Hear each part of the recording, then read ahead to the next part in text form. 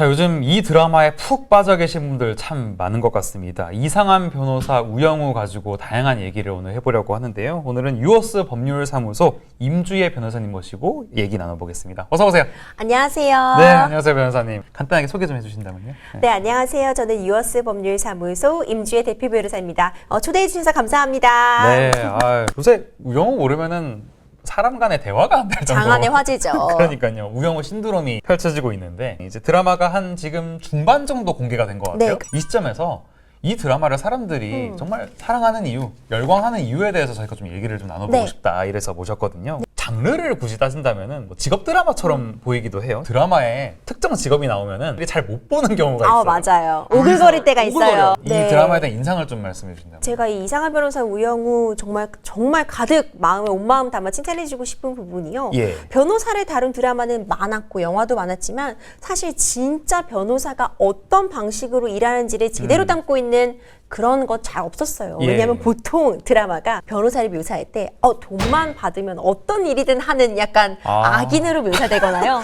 개인적으로 마음이 아팠거든요. 예, 그리고 알아요. 또 증거를 찾아서 헤매는 약간 탐정 같은 역할로 묘사되는 맞습니다. 경우가 정말 많았어요. 그렇습니다. 그런데 사실은 변호사는 주어진 사실관계를 놓고 법리 싸움을 하는 존재거든요. 근데 이 이상한 변호사 우영우에서는요, 지금 민사사건, 형사사건, 행정사건을 고르게 다루고 있을 뿐만 아니라 실제로 변호사가 어떤 식으로 법리 싸움을 하는지를 잘 드러내주고 있어요. 그래서 사실 잘 보시면요, 새로운 증거가 뿅 등장해가지고 뭔가 사건 해결되기보다는 귀에 굳게 닫혀있던 문인데 갑자기 그렇죠. 탁 열리면서 사실 누가 들어와. 일어날 수 없는 일이거든요. 저희 한 4시쯤에 들어오게 하시면 안 될까? 이런 거 안 돼요. 그런 거 안 되는 거죠.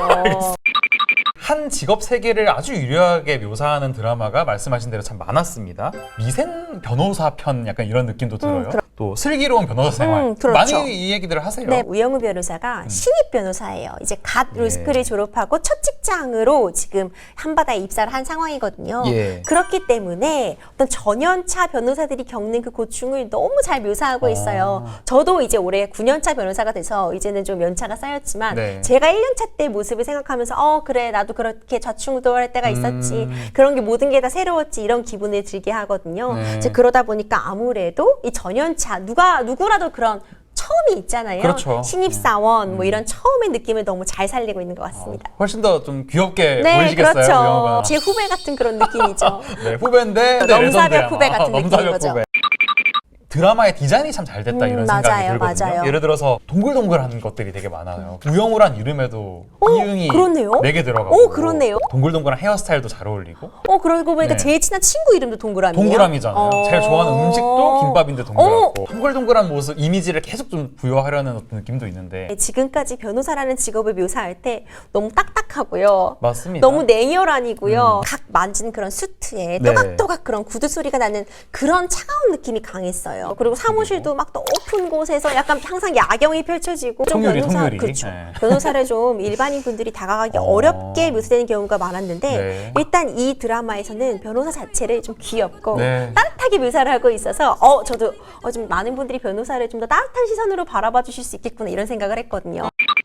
배우들 얘기를 조금 저는 맞아요. 해보고 싶어요. 이 역할하고 너무 잘 들어맞는다 이런 배우 혹시 있으셨나요? 우영우 변호사와 이 권모술수 권 변호사 그리고 따뜻한 아침 햇살 최수연 변호사는 이제 주니어 변호사, 그러니까 어소 변호사라고 저희가 하는데 이걸 저희가 어소시에이트 로이어라고 해서 전연차 변호사를 저희가 어소 변호사라고 이렇게 통칭을 해요. 어소 변호사. 네, 그리고 우리 정명석 변호사님은 파트너 변호사라고 해서 이들의 위에 있는 그런 예. 아주 높은 사수 같은 느낌이거든요. 그런데 일단 정명석 변호사님이 정말 저의 사수 같은 느낌이에요. 정말요? 정말 그 고년차 변호사가 어떻게 전연차를 지도해주고 어떻게 가이드를 해줘야 되는지 그 디테일이 너무너무 잘 살아있게 연기를 하시고요. 네. 근데 제가 들었던 거는 저런 상사가 어딨어. 너무 꿈의 상사다. 뭐 이런 얘기 맞아요. 들었거든요. 바로 그런 꿈의 상사를 그리고 계신 거죠.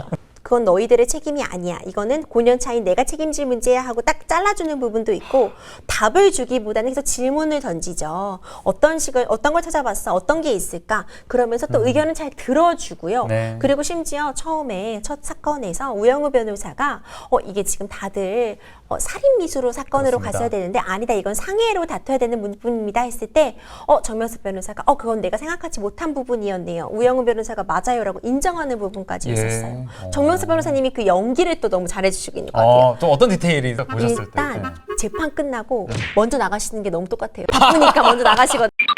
그 겉모습에서 우리 권 변호사는 네. 어떻게든 아등바등 살아남으려는 그 모습, 그리고 이제 좀 경쟁 속에서 누구나 있는 또 그런 캐릭터거든요. 누구나 본인들은 이 아침 햇살 같은 그 최수연 변호사를 꿈꾸고 자기는 그런 줄 알지만 사실 우리들은 다 권 권민우다. 변호사 있을 수 있어요. 네, 뭐 그런 얘기를 또 하더라고요. 그렇죠. 네. 사실 변호사 업계도 다른 업계도 마찬가지지만 워낙 무한 경쟁 시대이기 때문에요. 예.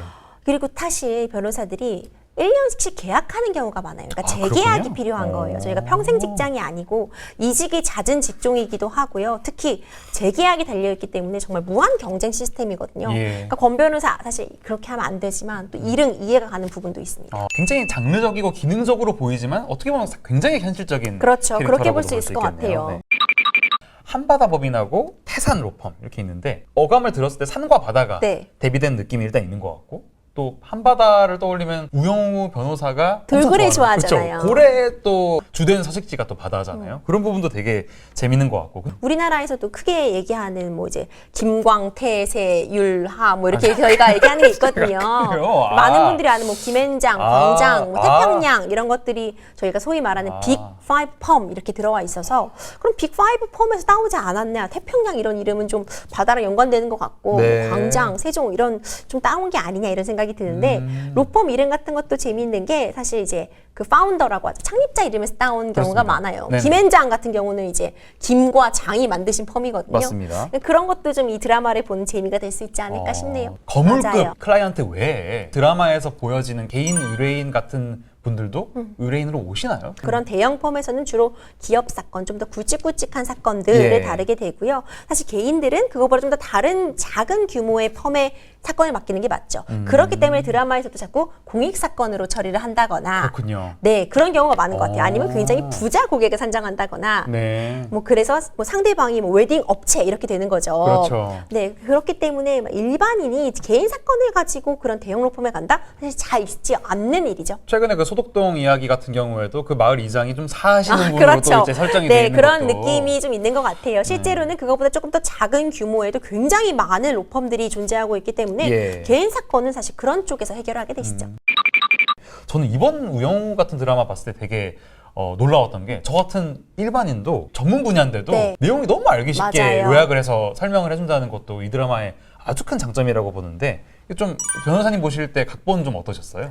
굉장히 잘 짜여져 있죠. 그런데 사실 이게 원래 맞는 거예요. 아. 많은 분들이 법을 전문가만 알 수 있다고 생각하시거나 네. 아예 일반인은 알 필요가 없다고 생각하시거나 뭐 계약서나 뭐 법 규정 같은 거를 아예 몰라도 되신다고 생각하는 경우가 너무 많은 것 같아요. 예. 왜냐하면 읽을 수 없다고 생각하시는 그렇죠. 거죠. 뭐 약관 뭐 이런 거 뭐 어디 보나요, 사람들이? 맞아요. 네. 그런데 사실 그러시면 안 되는 게 내 권리와 의무가 담겨 있고 내가 취할 수 있는 법적인 조치들이 담겨 있는 문서들이잖아요. 예. 사실 꼭 알아야 하는 것들이고 실질적으로 법의 기본 원칙은요. 쉽고 정확해야 되거든요. 근데 그런 면에 있어서 이 드라마가 잘 짜여져 있기 때문에 당연하게도 우리가 잘 그 흐름을 이해할 수 있고 따라갈 수 있는 거죠. 창원에 있는 실제 그 팽나무인가요? 문화재청에서 네. 검술이 나왔다고 너무 하더라고요. 반가운 소식이네요. 그 드라마 자체가 굉장히 선한 영향력을 네, 맞아요. 이렇게 끼치고 있는 것 같다는 생각이 또 듭니다. 우영우 드라마의 강점으로 사람들이 가장 많이 꼽는 미덕 중에 하나가 담백함이라고 하더라고요. 그렇죠. 일단 PPL 없는 게 저는 너무 눈에 거슬리는 게 없더라고요. 그러니까요. 그거 참 대단하다는 생각이 일단 처음에 들고요. 자폐 스펙트럼 장애를 가진 서울대 수석 신입 변호사라는 설정은 이미 1화 때 네, 끝났죠. 끝났잖아요. 그리고 바로 케이스에 집중을 하는 드라마잖아요. 그러니까 뭐 친엄마라든지 과거라든지 이런 문제들은 에필로그 때 살짝 한번 맛배기로 네. 보여주는 정도로 하고 굉장히 전공법적으로 이 드라마가 사건 해결에 집중하는 게 느껴지더라고요. 변호사님께서 보셨을 때 이 드라마의 미덕은 좀 뭐라고 좀 보시나요? 네, 저도 그 담백함 꼽고 싶은데요. 일단 말씀해 주신 것처럼 출생의 비밀 같은 것도 한 해 만에 그냥 해결이 됐어요. 맞아요. 그리고 뭐 여러 가지 사건에 있어서 대부분 뭔가 큰 사건이 있고 뭐 증거가 튀어나오기까지 막 이 증거가 저 증거가 뭔가 합쳐지고 막 예. 거기서 우연히 뭐가 나오고 이런 떡밥 회수가 사실 불필요한 게 하나도 없고요. 네. 저희가 그걸 사실관계, 팩트라고 변호사들이 얘기하는데 사실관계가 초반에 주어집니다. 사실관계가 변하는 게 아니에요. 주어진 사실관계가 있고 법리적으로 그거를 어떻게 바라볼 수 있는가. 내가 이 사실관계를 놓고 어떤 법을 적용할까. 내가 이 주어진 사실관계를 놓고 어떤 주장을 해볼까를 놓고 다루기 때문에 오히려 그 변호사들이 실제로 업무하는 그 법리 싸움에 좀 집중할 수 있는 게 아닌가 이런 생각이 들었어요. 어떻게 보면 극본 자체가 그렇게 보면 굉장히 과감하고 대담하기까지 한 그런 극본이네요. 한국 시청자분들이 또 아주 민감하게 받아들이는 특히 영화에서 그런데 심파라는 이 부분을 또 빼놓을 수 없죠. 물론 이번 드라마에 아주 없는 요소는 아니라고 봐요. 그 4화였나요? 그 너는 봄날의 햇사이야라고 이제 우영우 변호사가 최소연 변호사한테 얘기를 해주는데 그 뒤에 이 최소연 변호사가 느끼는 감정에 그 터트리지 않는 그런 장면들이라든지 맞아요. 아니면은 6화였는데 공익 소송의 증인을 불러가지고 그 어떤 대형 클라이언트의 기분을 잡쳐가지고 이 일거리를 날렸다는 큰일 나죠. 동료 파트너가 신입들 앞에서 이렇게 정명숙 변호사를 핀잔 주잖아요. 네. 그런 장면에서 어떤 정명숙 변호사의 대처. 네. 그래 너 말도 맞다. 하지만 우리 그래도 이런 사건이지만 뭐 열심히 하자로 끝내는 어떤 그런 대사들이라든지 너무 좋았어요. 그런 부분도 굉장히 절제가 있다라는 생각이 들거든요. 기억나는 그런 장면들 혹시 있으셨나요? 저는 최수연 변호사가 우리 우영우 변호사가 부정 취업했다는 의혹 받을 때 그걸 막아주면서 너 같은 성적에 너 같은 애가 이때 제대로 취업하지 못한 게 불공정이야. 라고 딱 방어를 해준 게 어떻게 보면 저에게도 울림이 있었던 것 같아요.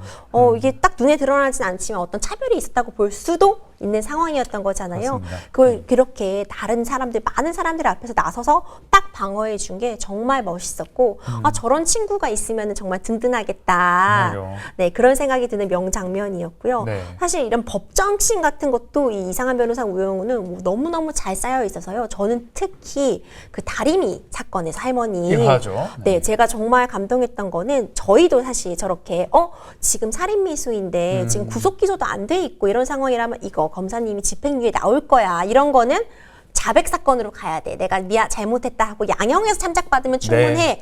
라고 어떻게 보면 변호사에게는 딱 틀이 짜여진 그런 사건이거든요. 예. 그런데 의뢰인의 사정 하나를 넘어서 보면은 사실 살인 미수로 처벌을 받게 되면은요. 상속을 받지 그렇습니다. 못해요. 네. 누군가를 그 상속의 대상자를 된 사람을 죽이려고 했던 사람이 그 재산을 받아오는 건 말도 안 되잖아요. 네.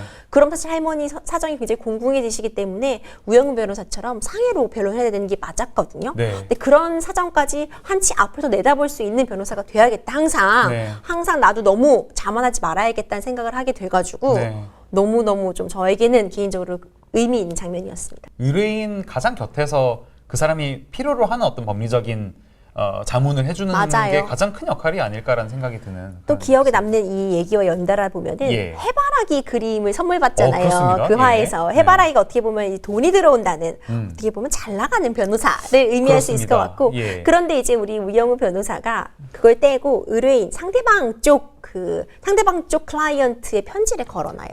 그 장면을 보면서 여러 가지 생각이 들었는데 사실 변호사는 제 의뢰인의 니즈를 만족시키는 게 저의 역할이에요. 진실은 사실 어떤 경우에는 누구도 알 수 없는 경우도 있죠. 그리고 사실 또 여러분 100% 악인과 100% 선한 사람이 재판에 오는 경우는 또 굉장히 또 드문. 특히 민사사건 같은 경우에는 양쪽 다 주장해볼 여지가 있으니까 또 변호사를 찾게 되는 거거든요. 근데 저도 늘 고민하고 늘 갈등하는 부분인데 이거를 내가 어떤 변호사로 역할을 해야 되는 것인가, 나의 역할이 어디까지인 것인가, 내가 실체적 진실을 발견하는데 방해가 되는 것은 아닌가 이런 건 늘 변호사들이 고민하는 문제거든요. 그런 거를 너무 잘 다뤄준 것 같고 저희도 계속 생각해 볼 수 있게끔 하는 그 질문을 던진 드라마인 것 같습니다. 정말 그 임주혜 변호사님 9년차 변호사신데도 여전히 그 고민하게 되죠. 드라마를 보고 또 이렇게 또 느끼시는 부분이 그럼요. 있었던 그런 드라마인 것 같습니다.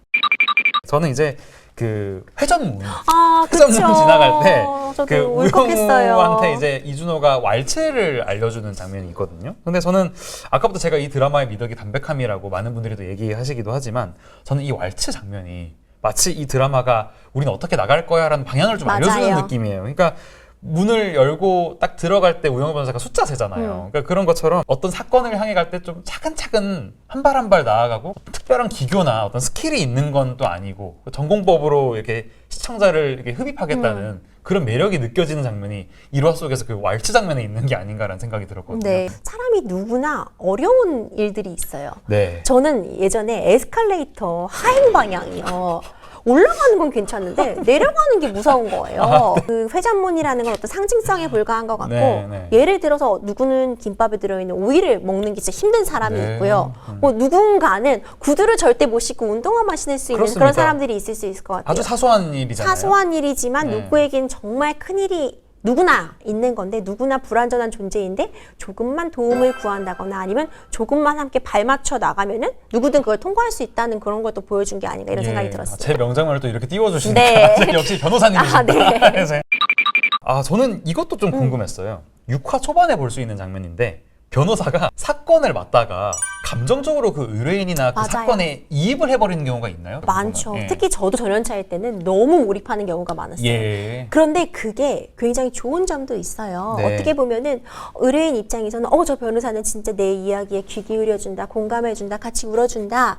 정말 좋은 부분이 있는데 그런데 우리 드라마에서 나온 것처럼요. 우리 그 개향심, 우리 향심이 언니한테 이 두 전연차 변호사가 완전 감정이입을 했잖아요. 그렇습니다. 저도 감정이입을 했었고 10분 이해가 가는데 그래서 결론이 어땠냐면요. 다른 이상한 좀 법리적으로는 좀 무리가 있는 주장을 하느라 자수 감경을 놓쳤었거든요. 기본을 놓쳤던 거예요. 어떻게 보면 변호사는 사건을요 객관적인 시선에서 바라봐야 되거든요. 의뢰인은 저희한테 듣고 싶은 말만 듣고 싶어 하세요. 내가 이길 거예요. 당신은 잘못한 게 없어요. 제가 살려드릴게요 라는 말을 듣고 싶어 하지만 변호사로서는요. 의뢰인의 얘기 잘 듣고 이건 여기까지가 당신이 주장할 수 있는 권리입니다. 이 부분은 당신은 처벌받아야 돼요. 를 객관적으로 말해주는 게 필요한 직업이에요. 그렇기 때문에 너무 감정적으로 친밀한 관계를 유지한다거나 아니면 내가 객관성을 잃고 의뢰인의 입장에 너무 이입해버리면 기본을 놓칠 수 있고요. 기본을 놓치게 되면 의뢰인 입장에서도 항상 득이 되는 것은 아닙니다. 그렇기 때문에 저도 항상 그 균형 감각을 놓지 않으려고 노력을 해서 의뢰인의 입장에서 최선을 다해 잘 듣되 사실상 그 사실 판단은 냉정하게 냉탕과 온탕을 좀 같이 갈 수 있도록 근데 그게 따뜻한 물이 아니라 지금은 냉탕, 지금은 온탕 이게 좀 자유자재로 조절될 수 있도록 항상 노력하는 편이죠. 그러니까 저는 거기서 자수라는 그 점을 놓친 부분이 그냥 드라마에서 하나의 장치로 들어간 줄 알았는데 그게 아니라 기본을 객관적으로 보지를 못해서 나온 어떤 미스일 수 있다는 말씀이시죠. 왜 자폐 스펙트럼 장애를 가진 변호사를 주인공으로 내세웠을까라는 점도 저는 생각해 볼 필요가 있는데 어쩌면은 자폐 스펙트럼 장애라는 것이 공감하는 능력이 이제 떨어지기 때문에 어떻게 보면 우영우 변호사는 극 중에서 감정적으로 남들보다는 조금 공감은 떨어질지언정 법리적으로 객관적으로 이렇게 최선을 다해서 의뢰인을 돕는다는 점에서도 이렇기 때문에 그 자폐 스펙트럼 장애를 가진 변호사를 주인공으로 내세운 또 그런 장치가 아닐까라는 생각도 들더라고요. 네, 충분히 공감할 수 있는 내용인 것 같아요. 결국 의뢰인과의 공감도 중요하고 근데 그 공감이라는 것이 심지어 우리 우영우 변호사가 일정 부분 자폐 스펙트럼이라는 좀 장애가 있다고 할지라도 사실상 그 의뢰인과 소통을 하고 있잖아요. 그런 거를 보여주면서 우리 사회가 어떻게 나아가야 되는지 어떤 게 진짜 소통하는 것인지 이런 부분에 대해서도 질문을 좀 던지고 있는 것 같아요.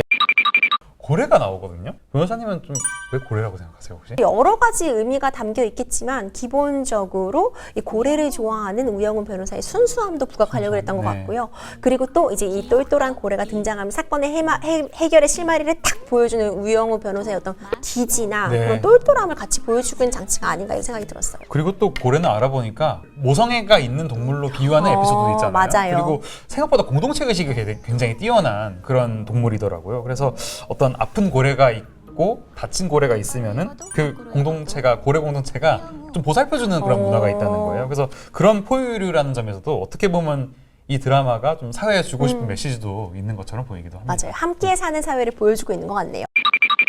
변호사님께서 이 드라마 앞으로 남겨진 에피소드에서 좀 기대하시는 바가 있으신가요? 어떠세요? 지금 전반부까지 너무너무 좋았어요. 사실 사건의 밸런스 좋았거든요. 형사사건, 민사사건, 행정사건이 고르게 나왔어요. 앞으로도 뭐 헌법재판소 사건이나 뭐 가사사건 이런 것들이 다뤄지지 않을까 하는 예측도 조심스럽게 해보고요. 앞으로도 끝까지 좀 초심을 잃지 말고 이렇게 담백하면서도 법리에 집중하는 그 가운데 따스한 그런 인간 간의 관계를 놓치지 않는 그런 변호사로 그려지기를 하는 바람을 갖고 있습니다. 정말 현직 변호사님께서 보신 우영우 한 줄 평 좀 부탁드려도 될까요? 이상한 변호사 우영우 하나도 이상하지 않다. 정말 이 드라마답게 담백하십니다. 네, 담백하게 정말. 정리해 보겠습니다. 지금 정말 핫한 드라마 가지고 다양한 얘기를 해봤고요. 또 현직 변호사님께서 말씀해 주시는 여러 뒷이야기도 재밌게 들어봤습니다. 많은 분들이 이번 영상 보시고 우리 남은 에피소드들 더 풍부하게 더 깊게 즐겨주셨으면 좋겠다는 생각이 들고요. 오늘 나와주신 임주혜 변호사님께 다시 한번 감사드리겠습니다. 네. 감사합니다. 감사합니다. 네.